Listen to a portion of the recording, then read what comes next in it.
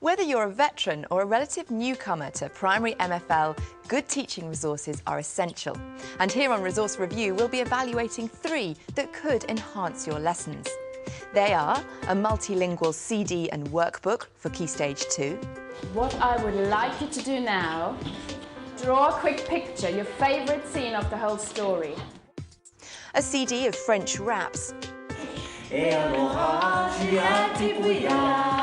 Excellent. Maintenant avec les enfants. And a French version of a popular children's book. But will these resources be popular with our panel? We'll find out in a moment on Resource Review.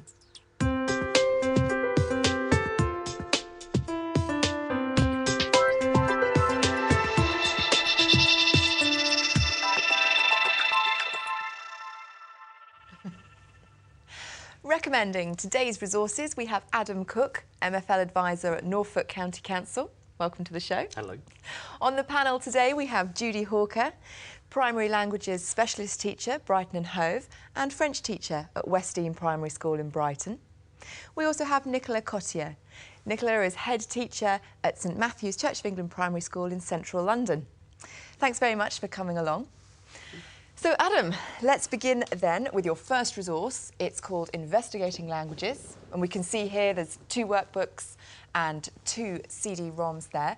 Explain the resource to us and why you like it. The great thing about this course is it's designed for any age, I think, at primary level, probably more sort of year 3 to year 6, so it could be used within those 4 years. It's a series of activities and ideas, complete with lesson plans, how you would teach it, which I think is very important for primary school teachers. Some of you might not be language specialists as such. Its main aim is to get pupils to become more aware of how foreign language works. Because this covers not just one language, it covers many, doesn't it? It's the major community languages you might find in Britain, and then the major European languages and Japanese and Chinese as well. Great stuff. Well, before we discuss it with the panel, let's have a look at it in action. We investigated how Investigating Languages performed by visiting St Peter's Church of England Primary School in South East London, where Jasmine Mayer and her Year 3 class were using it. We are going to be language detectives. The resource I was using today is called Investigating Languages, Level 1 and Level 2. You get a book with photocopyable worksheets, you get a CD-ROM with your lesson plans in it, as well as interactive materials to use on the computers or on the whiteboard preferably. I used the resource by making the children aware that they will have to listen out to specific words. I introduced the words they had to listen out for by flashcards I made myself because they were not provided with the resource. The story was told by a narrator, and every time the children heard specific words, they had to signal that they recognized a word. Die kleine Ziege hatte eine Idee und erzählte sie ihren Brüdern. I thought it was a real shame that the words on the screen were in English rather than in the actual language we were listening to, because the children couldn't actually visualize some of the words they had to listen to. What I would like you to do now, draw a quick picture, your favourite scene of the whole story. It's interesting for the children to listen to a different language spoken, absolutely, but I don't think they gain a lot from it, from listening or looking at lots of languages over the period of a year, which the resource is aiming for. I think the benefits of the resource is to introduce children in general to languages, to make them aware there are different languages. But to use it for MFL teaching without introducing a particular language, I don't think it's a very good idea.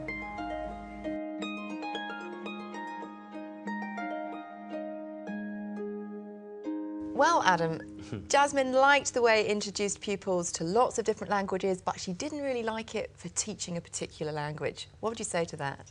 It's not necessarily about teaching one single language. And for that purpose, that could work quite well with some primary school teachers who may not be language specialists. I'm aware that that teacher actually might have been a German teacher or a French teacher, and she might have that specialism, whereas quite a few primary school teachers don't have that.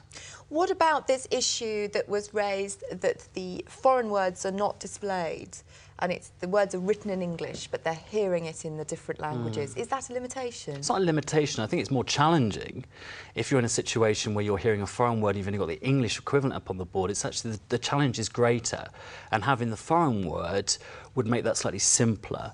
All right, well, let's see what the panel think. Judy, coming to you first, what do you think of investigating languages? In its own way, I think it's a very good resource, and I would use it more in the context of actually, say, a themed week where you want to introduce children to a variety of languages and just give them a taster. I wouldn't use it as for teaching a foreign language throughout Key Stage 2. I think the purpose of it is quite different from that. It is to look at the range of languages. Yes. Well, plenty of agreement from Judy. Nicola, what would you say? Well, I felt that in some ways it's quite empowering because it has all the different languages. So no teacher is going to think, oh dear, that's not my language, you know, the language I speak, even if they are a linguist, because they're not going to speak the range of them. No. But certainly if you're in inner city, you may well have children within your class who do. I mean, we've got about 50 different languages in our school, so I like that aspect of it. Well, Adam, some really great points from Nicola there, but just to finish off, tell me about the level that this is really pitched at. I think it depends. I mean, you could use that type of activity with Year 3. I've used those types of activities where children are listening to a story and they've got to hold up key words with Years 7, 8 and 9 at Key Stage 3. All right. Well, that's a great start to the show. Now let's move on to Adam's second choice of resource. It's a music CD, and I'll let you introduce it. OK, well, it's le rythme, la musique et les raps de Monsieur X.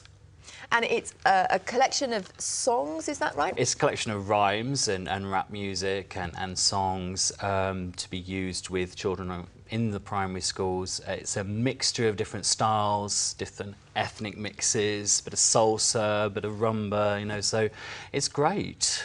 Well, let's see this music CD in action. We visited Wimbledon Chase Middle School and eavesdropped on Anne Moran's class of French rappers. D'accord, voici le CD. On va écouter des petits-enfants qui chantent du tempe. Quel tempe fait-il? The resource I was using today was Les chansons et les raps de Monsieur X, which is a compilation CD of songs and raps based around the topic areas that the children need to study. And we were concentrating on track 12, which was on the weather. En anglais, Liliane. It's cold. Très bien.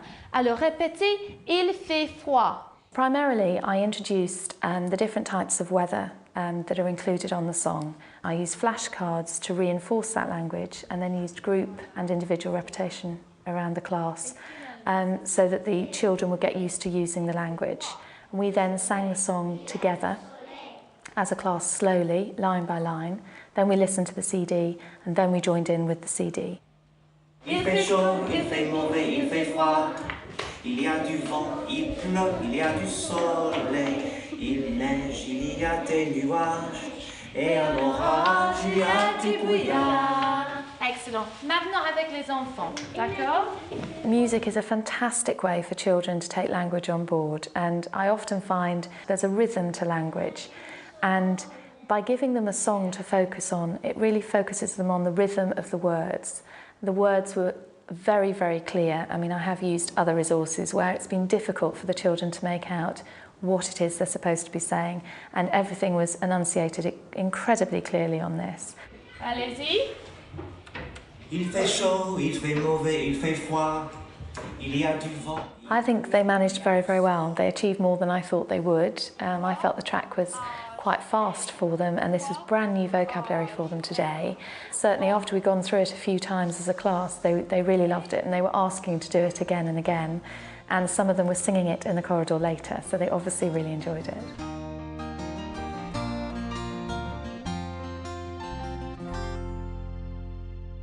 Well, Adam, Anne seemed to get a great response from her pupils there. They really seemed to love it. But I'm just thinking of the non-specialist teacher. The lyrics are only given in French, and as Anne actually said, the pace is quite quick on the CD. I mean, are teachers going to find that might put them off? It could do. I think it's about, again, raising challenge, and I think it's not to be defeated by the fact the music's going quite fast, but actually to say to the kids, come on, let's go for this, and maybe you could break it down into tiny bits, or have them rapping or clapping to a particular beat. Yeah. I like the point there, she said that the kids are singing it in the corridor. It's obviously working. That's fantastic. And that's what happens with rhythm. It stays in your head. You can't get it out of your head, basically. OK, well, Nicola, you first this time. What are your thoughts? I thought it was hugely jolly. I mean, it's great fun. I can see the children thinking, oh, yes, great. But I do think that if French wasn't your language, how confident would you feel with that? I think it comes back to your point, Anne, about how would a teacher then use it, and perhaps looking at different ways of using it. Yes. But it was fun. Yeah. Yes, Judy, I mean, should it be about fun? Definitely. As a specialist, I have used the resource a number of times, and I do find that the rhythm side is particularly engaging for children, and they can't keep still normally when they're doing it, so it's absolutely wonderful. But I would also say that for a non-specialist, I do think it can be quite difficult. The teacher, Anne Morand, had quite clearly taught quite a lot of the language before she brought the song in. So overall, Adam, a really fun, lovely resource, but perhaps not ideal for the non-specialist. Maybe not, but we would probably, I mean, hopefully we'd look at, hopefully giving support to the non-specialists and looking at ways in using these types of resources, using language, using song to teach modern foreign languages. And lots of local authorities are in the process of doing that right now, although it's going to take some time. All right, well now let's move on to Adam's third choice of resource. And here we have a young children's classic book translated into French, The Hungry Caterpillar. Everyone's familiar with it, Adam, but just explain this resource to us. It is a classic.